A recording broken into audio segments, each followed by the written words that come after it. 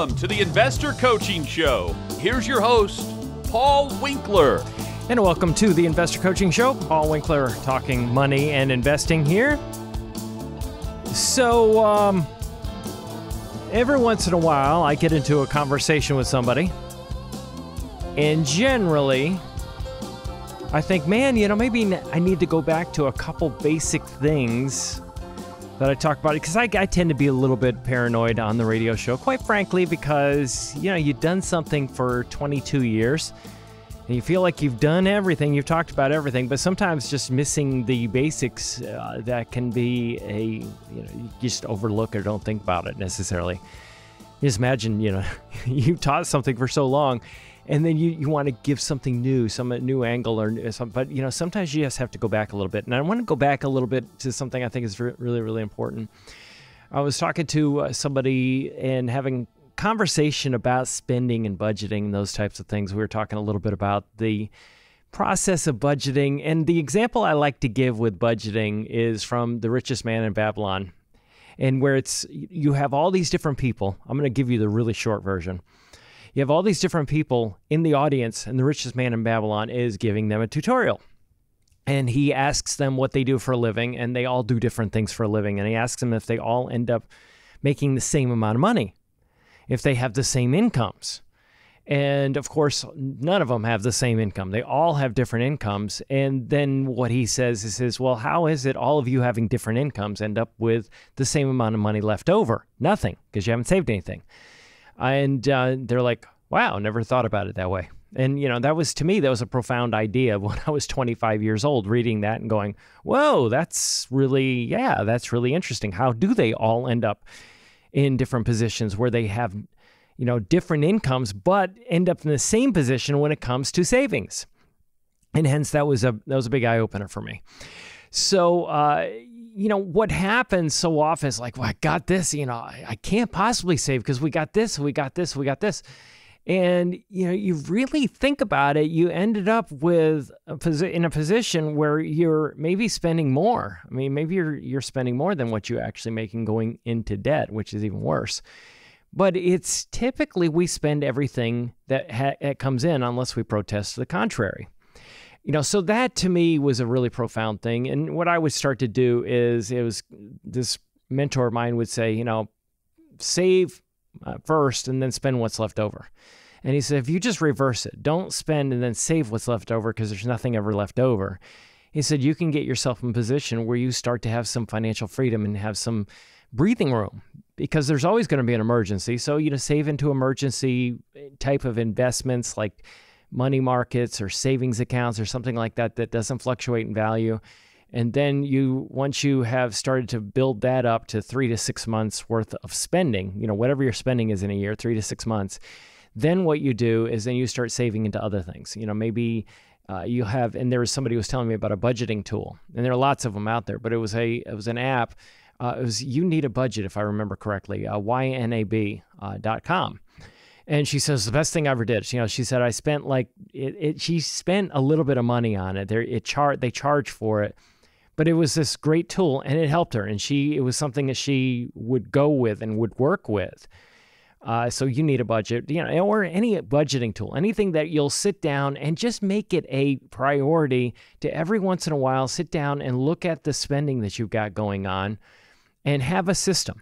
I remember very distinctly my father every month, you didn't bother Dad on the Saturday where he was going to be sitting at the kitchen table with all his bills laid out all over the place and he was going to be going through everything. And he ended up having a great discipline and ended up doing, well as far as, he was working for the government, so he had a pension. He didn't really need to save a whole lot of money because his retirement was going to be taken care of by the government pension. His military. But the thing is still in all, he had the extra savings, and that allowed my parents freedom later on. And we never think about later on what that's going to look like, but later on comes a lot faster than you think it's going to come. And then what happens, you have, kids end up having, kids, and maybe you're a grandparent after that, or, whatever your goals are when you get into retirement. You don't think about how much money you're going to need, and the fact that you're not going to be working and you're not going to be able to work maybe Maybe you're not going to have the mental faculties to do that, or maybe you're not going to have the physical stamina to do the work that you do right now. But that was a big deal for him to have that time every single month. And it doesn't have to be a long, long time. It's just dedicating a couple hours and just going, you know what? This is what successful people do.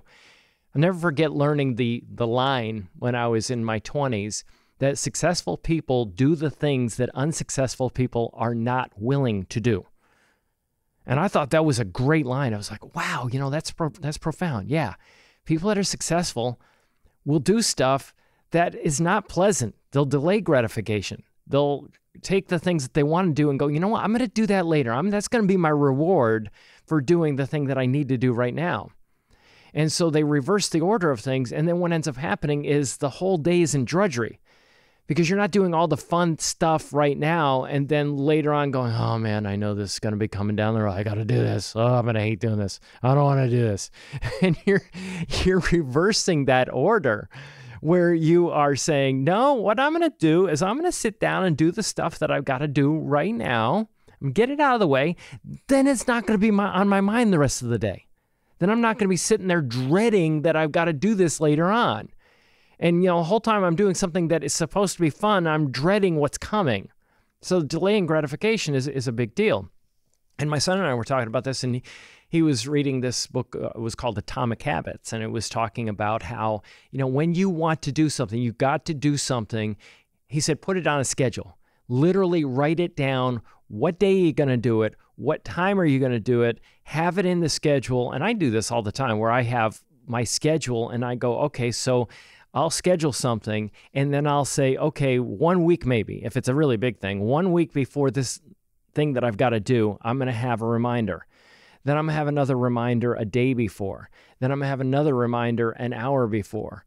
And if it's, not huge, I'll do it a day before and then an hour before, so I'll have these little reminders. And that way it's just in there. I know it's coming and I know what I've got to do. And then I don't forget about it. It doesn't, I to-do lists. That's another thing I'm big on. I'll have to-do lists, things that I'm going to do. And it's so easy today with a phone to have a to-do list. And then it's kind of fun when you check it off and it just disappears. That's what I love about, the to-do lists on the phone. So it disappears. And it's like this gratification is watching one thing on the list just go away. But, that is part of what it takes to really get things going well in your life, is to have those disciplines. And, the reality of it is that discipline is kind of a lot of people just don't have it. And then they wonder why they're, just anxious all the time. And it's the anxiety is just generalized in the back of my mind. I know I've got things I got to be doing and I can't remember. I don't know if I'm going to remember everything. And, if you write it down, I always tell people that the dullest ink is better than the sharpest memory. That you write stuff down, you get it down. And then you may go, well, okay, if I'm having a hard time motivating myself, then maybe you take the next step and say, okay, so what is it I've got to do? And then say, okay, now what is the benefit of doing this? What is the reward of doing this? And writing that down and putting it down so that when you think about that thing that you've got to do, you don't just think about the thing, but you think about what it's going to lead to and all the good thing that it's going to lead to. And a lot of times our real negative perceptions, and you've heard this before, I'm not telling you anything new, but a lot of our issues with, feelings of self-worth and so on and so forth have come down to a lot of negative self-talk. Well, I always forget stuff. I'm never going to be able to do that. And you walk by a mirror and you go, I'm too fat, or, I'm not tall enough, or, whatever. And, short of being able to say, oh, there's some way I could go and increase my height by 3 inches and drop, 30 pounds in 10 days or something like that, or get a new parental relationship or something like that. There's not a lot that you can do, but what you can do is go, no, well, wait a minute. Let me just kind of change my focus to the things that are going right. What are the things that are okay? And then what happens is all of a sudden your whole state of mind changes. It's like, there was a study done where they had people they said, okay, what I want you to do is I want you to stand up straight, and I want you to put your chest, push your chest forward a little bit, and I want you to put your arms on your hips, kind of do a Superman pose, so to speak. And what they did is they measured testosterone levels, and they found it was like a 21% increase in testosterone and a decrease in cortisol. It was about the same amount, decrease in cortisol, like 20%, something like that. And in essence, what that is cortisol, that's your stress hormone. And, and people, they don't recognize that your body language and how you hold yourself. I remember hearing, and I remember hearing this one guy go, hey, I want you to describe a depressed person. He's doing this to a whole panel of people. And he says, I want you to describe a depressed person. And, they go, okay, well, he's behind the curtain over there. And he says, so what does he look like? And he said, well, everybody goes pretty much the same time, hunched over. Yeah, so, body language isn't back, and it's hunched over. What about the head position? Oh, it's down. Oh, okay. What about the breathing? Is it shallow? Is it deep? And it's shallow breathing. Wow, okay. What about the look on the face? And, literally going down the line, it says, wow, it's amazing. You didn't even see this depressed person. You knew exactly what they look like. And that's it. It's our body language. So a lot of our confidence, and you think about, why am I even talking about confidence? Well, confidence is one of those things that I need to actually do some of the things I'm talking about here. If I think that there's no point in doing anything, then I won't do anything. If I think that, it's just going to end badly and I have no confidence, there's just no, point in even trying, then I won't even try. I won't even do anything. So partly the reason we do some of these things, you have this cognitive behavioral triangle. It's our thoughts, our feelings, and our actions. Those three things: thoughts, feelings, and actions. And I think that, for me to take an action, I got to feel like doing it. No, that's not true. Actually, you can change your actions and you can change your feelings. It can go the other direction. And so hence that's it. What this has to do with finance is everything. Because I will not do the things that I need to do in order to change my financial situation unless I think I can affect it in some way. Does this make sense? If I think that it is just pointless even doing anything, then I will not take any action whatsoever. So, we get back to budgeting and things like that. And what we do is we look at different areas and we look at, how much is my mortgage payment, let's say, or my rent payment in comparison to my income. And typically I want to keep that down, no higher than like the 20% range. And sometimes 30 can, you'll see that and it's livable. You can pull that off. But, you look at it and go, so how often do I go out to eat? My wife and I never went out to eat when we were younger and we were dating because we just couldn't afford it. It was like, she and I were talking about this the other day. It was splurging to have a pizza. Otherwise we got, these, it was probably not greatest from a health standpoint, but we were young and bulletproof. And we got these little pizzas from Kroger, and they were cheap. I mean, really, really thin and cheap. But that's what we subsisted on, is that kind of stuff, is whatever. And we tried to, and sometimes you can get healthy on the cheap, but it was whatever we could do to cut costs. She was an avid coupon cutter. It wasn't bought unless she had a coupon for it, and they had double and triple coupon days and things like that. I don't even know if they still do that. But it was that. We didn't go out to movies. My son and I were talking about, things that you can do. And I said, well, gosh, I used to do things that were really creative because he wanted to do something special. You want to do something special for your girlfriend or your spouse or whatever.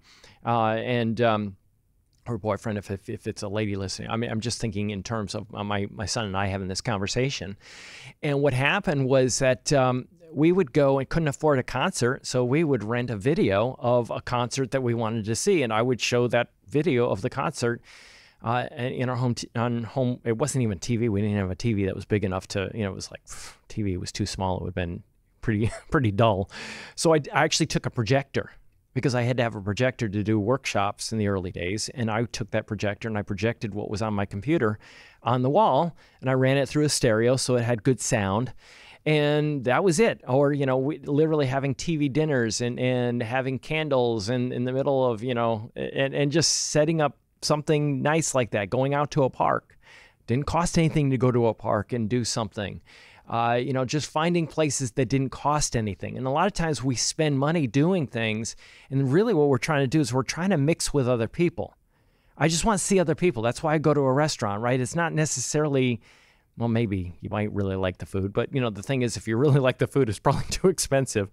But we would, go out and we would go someplace where there were other people. Maybe it was to a church event or to an organization. I belonged to a lot of clubs. As a matter of fact, I liked going into, joining organizations that were service organizations simply because it was a great way to meet people, but it was a great way to just mix with people, and it didn't cost anything. Matter of fact, it was good for business too. But that was a big way to do things and get my needs met in terms of connection and, getting contacts with people and just having fellowship with people, but it didn't cost anything. And so thinking in terms of that as much as you possibly can, I'll never forget to talking about somebody and talking to somebody, and she said, "Oh man," she goes, "You're so right. I said, what do you love that doesn't cost anything?" "I just love looking at birds." And she's going on and on talking about looking at birds and looking at nature and so on and so forth. And I says, "Well, how might that rearrange your spending, the way you spend?" "Well, I could," she started talking about buying a really high-end bird feeder. I go, no, you missed the whole point. This wasn't an idea of what you could buy to watch birds, because bird watching was supposed to be free. Yeah, so much for that conversation, right? So that is part of, how you get your finances in check. And you think about those types of things, think about how you can do that. And then once you start to build up the emergency stash there, then you start to look at, and maybe at the same time, I do the same two things at once. I'm big on doing two things at once. I paid down debt and I built up the emergency stash, because I found when I was working on two things at once, I was more disciplined. So I had, against my grandfather's wishes, a car loan. My grandfather was like, "Paul, don't do this. Please don't do this." And guess what? You have to rebel. I went and did it. I went and bought a car, and I bought it on credit. And I don't even remember what the interest rate was. It was probably 6-7%, which is goofy. But I did, and it took me years. But when I paid that thing off, I was post, let's see, gosh, I must have been like 26, 27 years old when I finally paid it off. And I've just vowed, my brain was fully developed. As scientists will tell you, guys, brains aren't fully developed till you're 25. Ladies is 27. It's ladies is 25. But, then I said, that is it. I will never do this again. And I never bought a car on credit ever again. And, it's even 0%. It was something I wouldn't even do at 0% financing or anything like that. It was just, I was not going to do it. Now, we did a couple things where, you had to finance it and you got a discount if you financed it. There were a couple of those things, but we paid it off like in 2 months, because it was just a way to get that discount that they were offering. But, other than that, forget it. No, we didn't do any of that.